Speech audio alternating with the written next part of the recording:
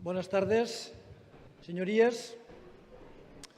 Històricament, el nacionalisme espanyol, sobretot el nacionalisme espanyol més agressiu i visceral, tan ben representat en aquesta cambra, i només em cal mirar a la meva dreta i més amunt, darrere del nostre grup parlamentari, i alguna vegada també, desgraciadament, a la meva esquerra, ha tingut un objectiu que ha mantingut durant segles i que encara manté, que és anorrear totes les altres llengües que no siguin la llengua castellana. Anorrear-les, convertir-les en residual, proscriure-les o deixar-les només com a llengües orals. Aquest ha estat el seu projecte històric. I, sobretot, el nacionalisme espanyol ha estat especialment bel·ligerant contra el català.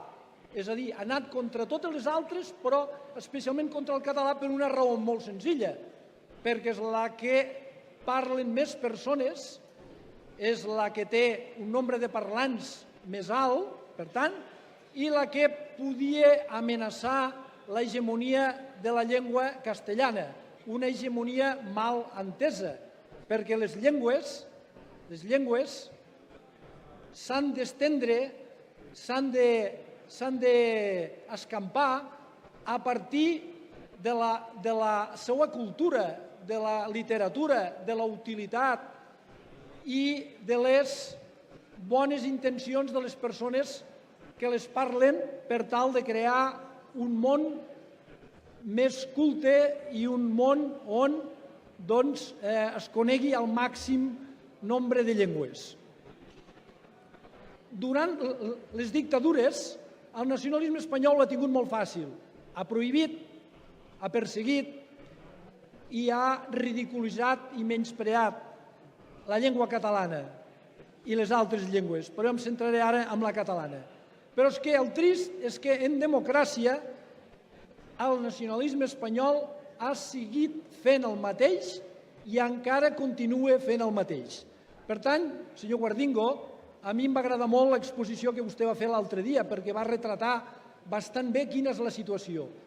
Però, desgraciadament, aquesta Espanya que hauria d'optar per un federalisme plurinacional, desgraciadament, és molt minoritària en aquesta cambra i em temo que també amb la pròpia societat espanyola. I, per tant, costarà molt de poder revertir una sèrie d'inèrcies històriques. I mirin, en aquesta cambra tots vam assistir fa uns mesos a una moció que va presentar el Partit Popular en la qual ens demanava que donéssim suport a la promoció de la llengua espanyola. És a dir, van utilitzar l'article determinat, la llengua espanyola. En lloc de dir a una de les llengües espanyoles, i és legítim que el Partit Popular vulgui promocionar el castellà, que és una llengua molt important, en lloc de dir a una de les llengües espanyoles, a la més parlada, si es vol dir així, va dir a la llengua espanyola. Per tant, les altres llengües, què som? Quin estatus se'n reserva? A on pertanyem? És a dir, el subconscient els va trair una vegada més. I li posaré altres exemples. No he sentit pràcticament mai a un senador del Partit Popular o a un senador de Ciutadans parlar amb cap altra llengua que no sigui el castellà, malgrat que aquesta és la cambra territorial. Si no el parlen aquí, si aquí no parlen el català, ni l'euskera, ni el gallec o qualsevol altra de les llengües que hi ha a Espanya, on el parlaran?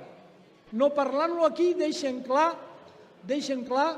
que són uns supremacistes lingüístics i que per ells només hi ha una sola llengua important, una sola llengua digna, una sola llengua útil per fer els debats parlamentaris, i les altres són llengües de segona, són llengües que no mereixen ni tan sols ser parlades a la cambra territorial, amb la qual cosa el missatge que envien als ciutadans és que hi ha una llengua important és que hi ha una llengua hegemònica, és que hi ha una llengua valuosa i les altres són llengües de segona categoria que ni tan sols són dignes pel debat parlamentari.